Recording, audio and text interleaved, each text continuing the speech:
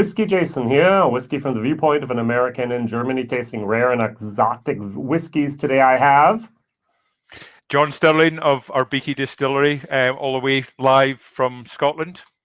Excellent. Thank you very much for being my guest and actually telling us a little bit about your distillery. How did it happen that three brothers decided to turn a farm into a distillery?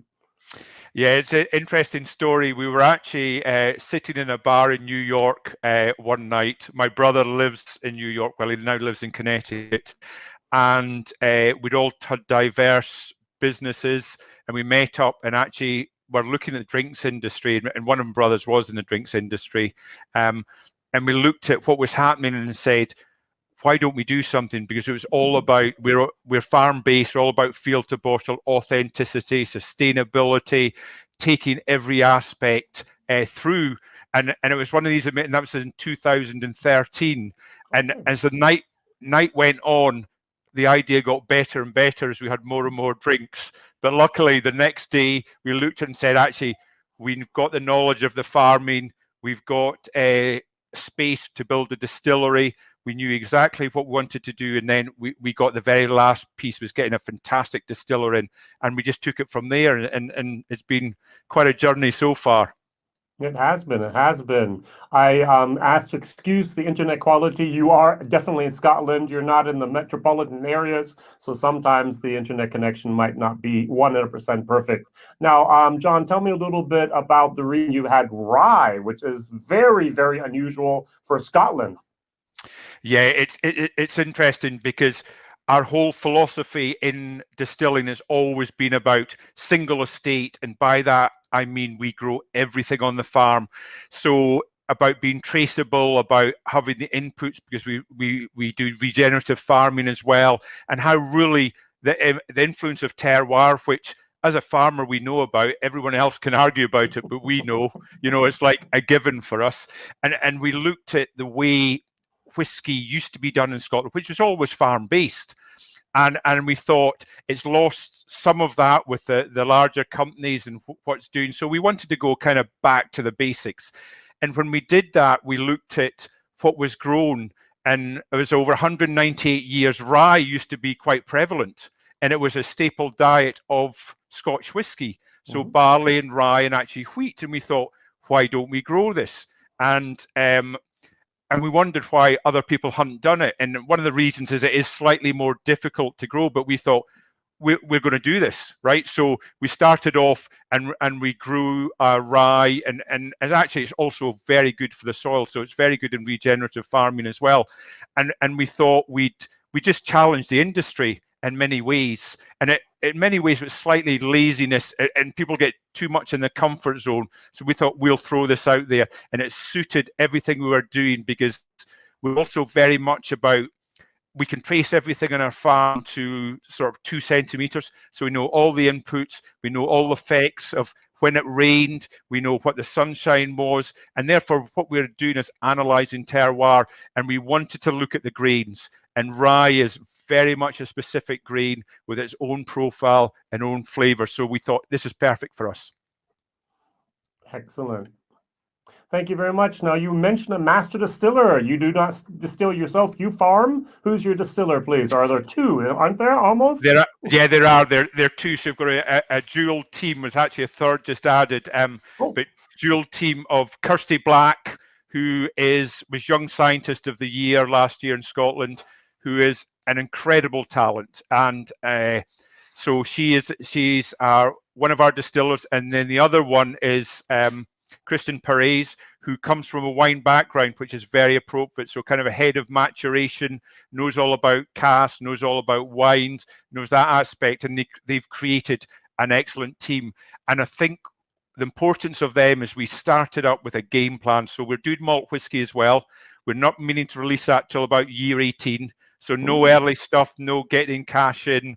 It's all about when it's ready. It may not be year 18, it may be 17, it may be 16, only when we think it's going to be optimum. So we had this long-term vision. So when we do fermentations, they're extra long. When we do cuts, they're extra narrow.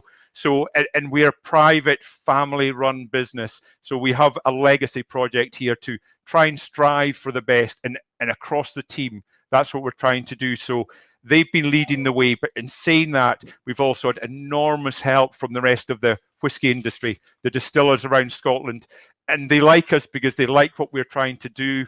And we're that small, we're no threat to any of the big guys. So they've been helpful as well.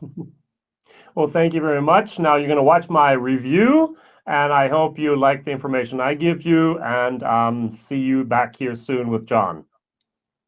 WhiskyJason here, whiskey from the viewpoint of an American in Germany, tasting rare and exotic whiskeys. Today I have something very exotic, the very first rye whiskey from Scotland. Yay!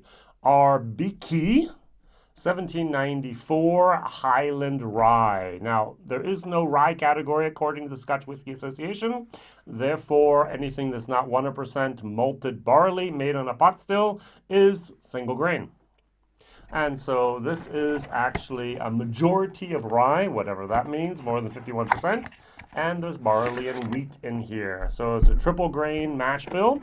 For us from the States, we understand that. 48%, whiskey base number 175632. And they use new charred U.S. oak barrels to mature this in. All right, so we have a compound cork at the top. We have here an interesting bottle. A lot of marketing is going on here. For example, I like the fact that they say, our farm, I believe you. Our soil, we believe you. Our fields, I believe you. Our seeds, I don't believe you. I bet you bought those seeds from a company. All right, very good. Our water, our stills, bought them from someplace else, and our skill. Very good. That's our difference. They do have a master distiller a distiller. Her name is Kristen Black. Very good. She has a partner. And this is basically the brainchild of three brothers, John, Ian, and David Sterling, who actually thought, hey, we have a farm, we've done this, why not do a distillery like many other people are doing in Scotland? And they had the little bit of the idea, why not go in a different direction and use something new outside of the regulations? Let's use some rye. All right, very, very good. What I don't understand, and which is for me, according to my understanding of distilling a no-go, is they use the same two pot stills plus a column still to make their gin and the vodka and the whiskey. Everything I've been taught about distilling is don't do that. Never, no go, absolutely a no. So maybe they found a secret no one else has had, but there's a reason, at least I was taught, for not using that, especially for your gin and your vodka, because totally different stuff. All right, very, very good. Now, if I open up my little box here, as I said, a lot of marketing, very nice, very hip. That bottle, I found this nice little card in here, which I did not even know that it existed. Luckily, I opened this up before I did my first video, and I was like, okay, field, blah, blah, blah. Look at that picture. I mean, come on. It looks like the water is underneath the feet. Of course, it's just photoshopped. And I was like, wait, there's a code here. Okay, code. Okay, where do I have to go? I go to Highland RyeWhisky.com/members. And that was very interesting. I had to type in the bottle number. I looked at my bottle. I couldn't find a bottle number. And then it said, type in the number 1794 as your bottle number. Why ask for a bottle number if you have to type in the number they give you anyways on the website? All right, so I did that. I typed in my code. I typed in my email address. I typed in my password. I created my account, and I came into the members area. And it says, welcome, Jason. Very good. As a supporter of the Highland Highland Rye from the Arbikie Distillery, we are proud to welcome you into our clan. All right, why not? We're a small, privately owned Highland distillery that is looking to make spirits of the finest quality. We are a single estate that grows, harvests, distills, matures, and bottles on site. Oh, I did not know they bottle on site as well. What they don't do is they don't malt themselves. Not yet, at least. As a member, you'll benefit from great offers, discounts, early releases, and first-to-know news. So why I wasn't interested in all that. I'm interested in the information here because nowhere did I find the percentage of rye in the mash bill. The first time I found something was actually here on this site online in the members area that said a majority of rye. Yay. So batch quantity, unlimited. I'm sorry, this is not an unlimited bottle. You've made some of them. The next bottle in 2021 is coming out. Put down a number on your own website. Good. The rye, there's a variety. and this is the name of the field. That's also actually here on the information at the top, which was a little confusing for me at the beginning, because it's like, I've never heard of the word drumsy or deal knap or blue bear varietals. Well, that's the field that this grain was grown on. So we have the Arbikie Scottish Rye, which produced about 130 kilos per hectare. Very good. We had the Viscount Scottish Wheat, which produced about 220 kilos per hectare. And we also had the Odyssey Scottish Malted Barley, which was on the Blue Bear field, which produced about 190 kilograms per hectare. Now, what I really find disappointing is you put down on your website for the members a box harvest date, empty. You put down a box for a malting date, gray. You put down information, but you didn't give it to us. Why? Maybe for the future, who knows? All right, so then you talked about the mashing, and then you said the grain bill consists of rye, brackets, majority, the only time that's mentioned, wheat and malt. Now, me as an American I do like a lot of ryes. I've tried a lot of ryes. I would like to know the mash bill. Is it 60% rye, 20% wheat, and 20% malted barley? Why not? Is it a family secret? I don't think so. Now, the process of milling and mashing aims to increase the surface area of the grains, it says here, and release the sugars contained within them. Yes, that's true. A single step infusion mash was completed. Oh, usually in Scotland they use a 3-step. Okay, you use a single step. That's very good. And that's critical in supporting the malted barley enzymes in transforming the cereal starches to fermented sugars for later consumption by our yeast during fermentation. I'm not sure if it's really critical. Everyone else, or most of the big boys in the industry, use 3, but maybe, I don't know. Now, to be very, very honest, you need to have different temperatures for barley, for wheat, and for the malted, so the malted barley, the wheat, and the rye. You have different temperatures. If you go, for example, to Angel Envy, you'll actually see where they raise the temperature when they do different things, because different products release their enzymes in the sugar at different temperatures. Could have been mentioned, wasn't. All right, the fermentation, they say they have a long fermentation scheme of 96 plus hours. Very, very good. And that was followed due to the wort. The wort is actually that water sugar solution that we had there before being on the skin, and this forces our single grain yeast to work more slowly through the solids, yielding an interesting array of aromas and flavors. All right, I like that.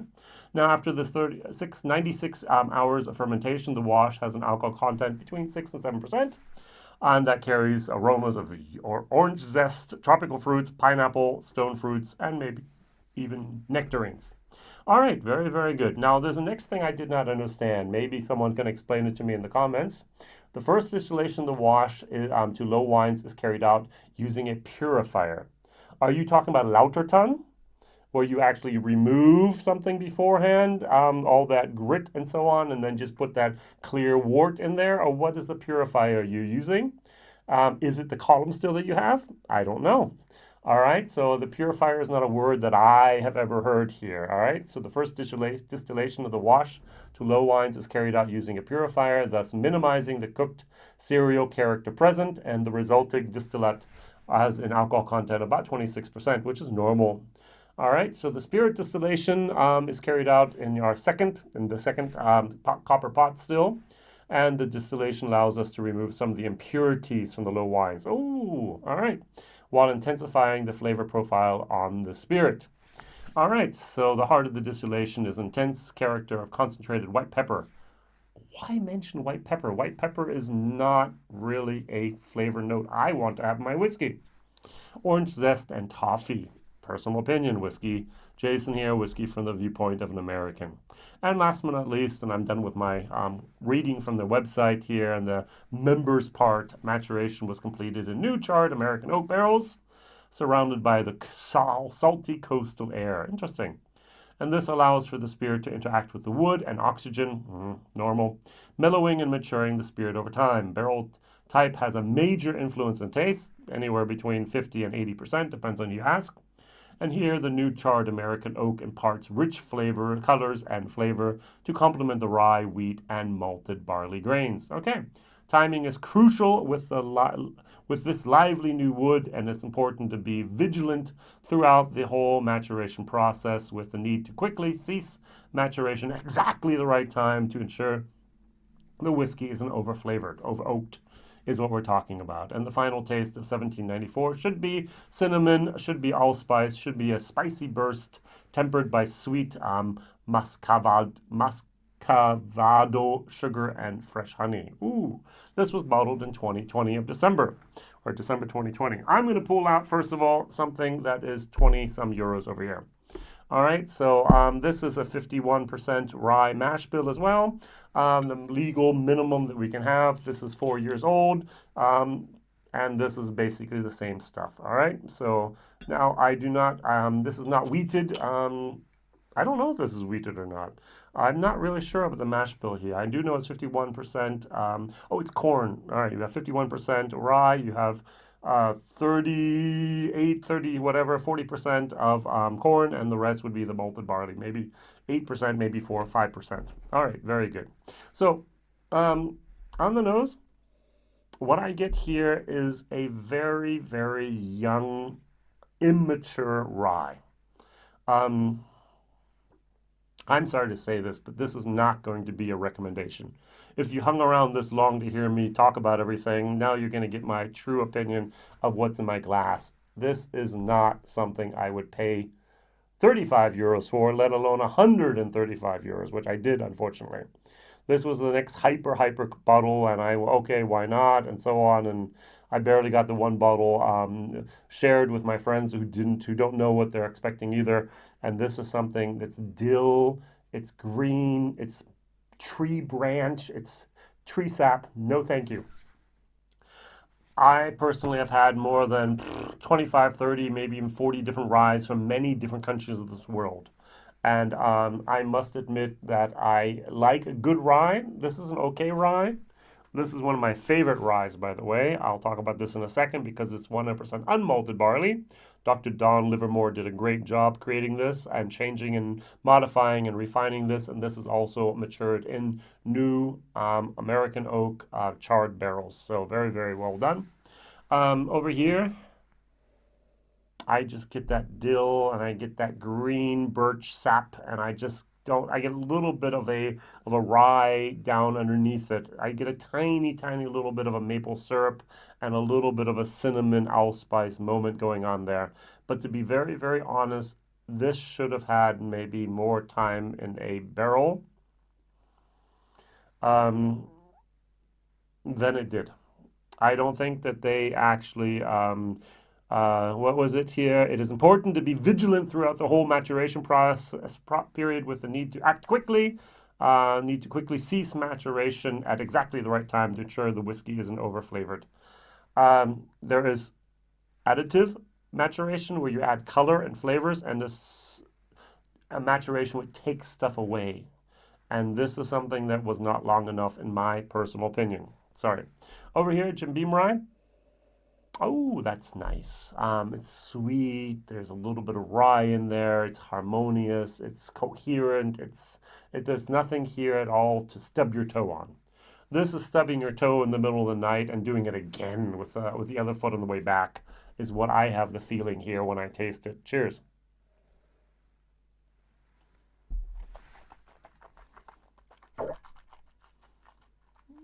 Mm.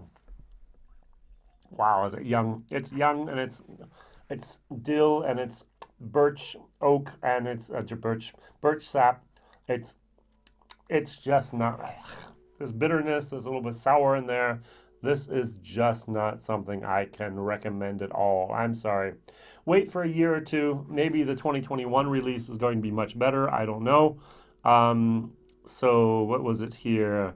Our third distiller's release will be available in 2021. Again, this will be from 3 carefully selected founder rye casks.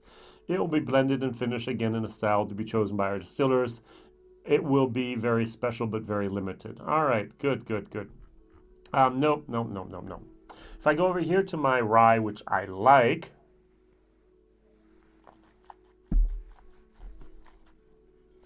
I get more of a bourbon note with a lot of a high rye. If I didn't know any better, I would say this is a high rye bourbon. The rye spice is definitely there, but the bourbon, the corn, the that little bit of a nice little moment there you get from a good Jim Beam white label or even a green label for that matter, a black label is there with just high rye. If we move up to the lot 40, which is 100% unmalted rye, you get a beautiful, beautiful moment. I still have something in my glass in my German video. On the nose, this is beautiful, beautiful rye. Forgot to bring back my glass here. I get the vanillas, I get a little bit of menthol, I get eucalyptus, and I get a beautiful, beautiful rye moment. All harmonious. That's what's missing here, harmony. Okay?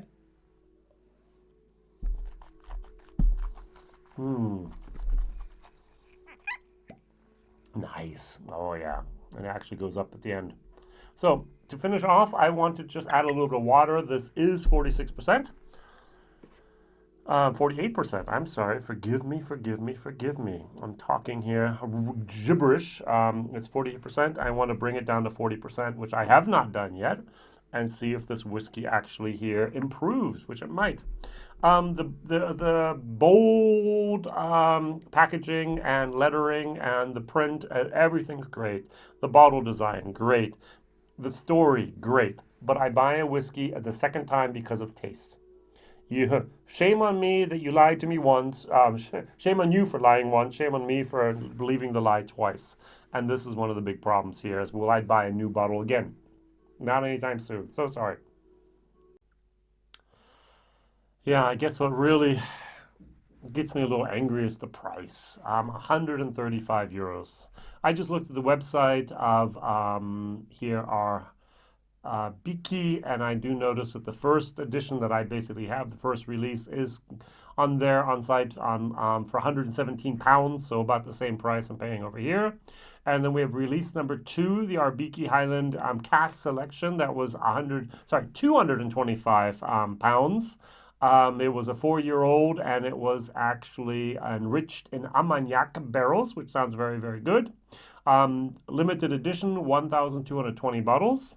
And then there was a Highland Rye single grain Scotch whiskey, aged 3 years, cask selection for 225 pounds. That is only 998 bottles, but yet it was enriched, instead of finished, enriched in Pedro Jimenez barrels. That's sold out. The number 2 is still available, and of course what I have here, the first release also. So there was a the normal one, there was the 2, there was a special with Pedro Jimenez, and now number 3's in the pipeline. I just think these prices are just unbelievable. Good, I diluted it down to about 43%, 42%. Let's try it one last time. Nope, didn't help on the nose. I keep on reminding of young rye craft distilleries. I don't know if you had something a few years ago from Cody Road. Not that they're still like that, but they used to be like that. It was really, really this birch tree, take off the branches, take off the bark, and just lick on it. And very dill, very, very unpleasant, to be honest, to the nose and to the palate.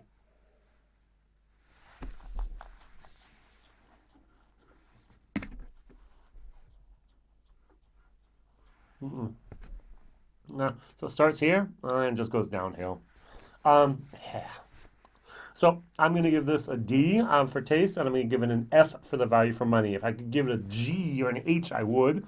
I just think the prices are about 100 euros too much, at least in my country. Yes, it is a farm release. Yes, it's grain to glass and grain to glass, but other new distilleries, Nick Need and everyone else is doing it for a third of your price. So that's really the question: is what type of capital expenditures are you trying to recapitalize as quickly as possible? I think you're not doing yourself a favor. I'm sorry, Arbiki. I think you should wait till the product is finished and ready before putting something out too quickly. I know it was a race. I know you want to be first, but you've lost me as a customer for the next couple of years, and I don't think I'm the only one. All right, good. I might be all alone in my opinion, but I do know rye whiskey how it should be in other countries, Germany, Canada, America, and other places that I've had. And yours just does not meet up to my personal expectations. Thank you very much for watching. What is your rye to avoid? Some people might actually say a rye to avoid might actually be the Jim Beam rye. Um, there's some stuff out there that is very, very funky in this world. Stock and barrel, one of the single barrels that made it over to Europe, was one of the things I would avoid again. What else could I avoid here? There are so many things that are very good in rye, but there are some things out there that are just a little bit out in left field and a little bit crazy and a little bit wacky, which I really, really don't think. And this belongs to it in my personal opinion. All right, welcome back. Thank you very much for staying along. Now, John, I have a couple questions here. First of all, it says single grain. It doesn't say single rye. Did you have problems with the Scotch Whisky Association? Yes, absolutely correct. They tried to ban us. They tried to stop us. We got a letter in saying we had to stop production. We completely ignored it because one of the things we did do is our technicalities. We knew we were correct. We knew we were conforming to all the rules. And actually, we went back to them and said, look, this was done years and years ago. And if they were trying to ban anything, they should ban something like corn that's not grown in Scotland. So we didn't hear back from them. Okay, all right. So you just decided to use the word single grain, and you have Highland Rye really big. Whoops, sorry, really big on the package, and everyone's happy with that. That's good. Now tell me, I had to search really high and long and far to get the mash bill, and then I actually asked you, and that's how we got together here.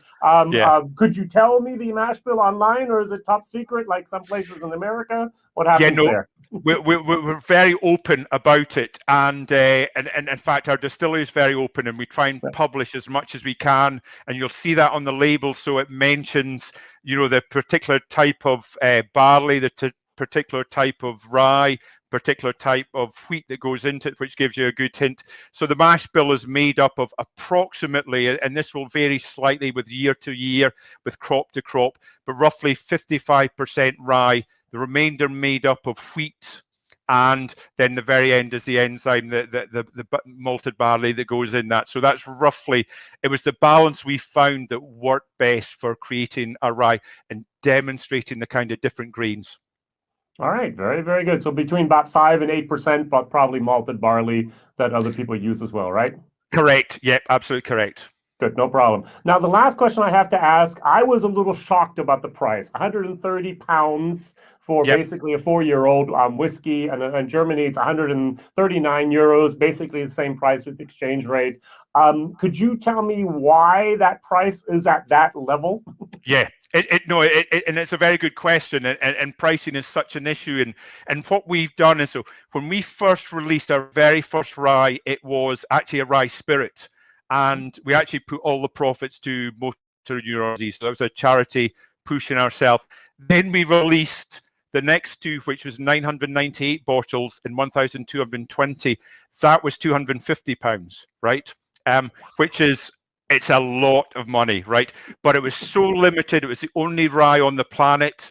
And actually, if you look back, we've developed this over 5 years. So we did all the work on the varieties, all the making, and similarly with this, there's only 5,000 bottles. So again, when people talk about limited edition and short supply, 5,000 is all the bottles we've actually produced. We're hoping as we up production, the price will come down.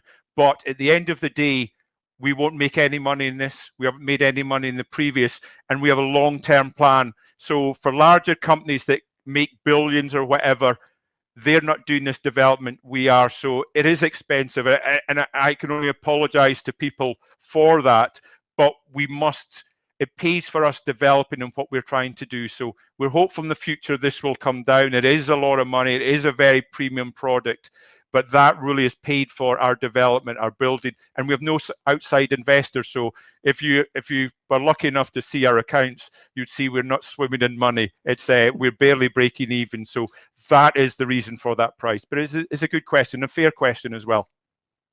All right, John, that was it that I had to ask. Anything else you want to mention at the end that I have not maybe asked that you'd like to actually have a little bit of input of here? Yeah, no, it's just good good to get our name out into the marketplace. We are doing things very much different. We are going back to the way things were done, but also we're highly innovative. So we will be bringing out new stuff, and we've just built a visitor center. So hopefully we'll manage to get people over to see actually what we're doing, so they appreciate what's actually gone into stuff like that, and have a nice dram with them as well. You'll always get a warm welcome in Scotland from us.